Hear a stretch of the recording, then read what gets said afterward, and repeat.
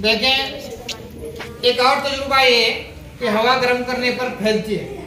इसको साबित करने के लिए हमने एक बॉटल लिया है, खाली बॉटल प्लास्टिक की, और उसके ऊपर एक गुब्बारा बांधा हुआ है।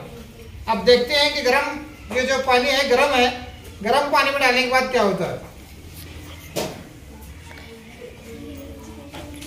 गौर करें गुब्बारे पर।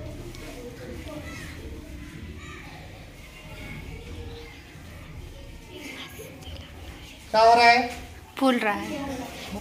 फूल रहा है। तो किस लिए फूला है? जब हम गर्म पानी में डालते हैं तो बॉटल में की हवा जो है गर्म होती है और वो हवा फैलती है तो ऊपर भी चली जाती है। तो उस हवा की वजह से, हवा के फैलने की वजह से गुब्बारा फूल जाता है। अब इसे हम दोबारा ठंडे पानी में डालकर देखते हैं क्या होता है। तो ये क्या हो रहा है? हवा धीरे धीरे चली जा रही है, यानी दोबारा गुब्बारा जो है सिकुड़ गया, जैसे पहले था उसी हालत में आ गया। इससे पता चलता है कि हवा गर्म करने पर फैलती है और ठंडा करने पर सिकुड़ती है। समझ में आई बात? बोलो।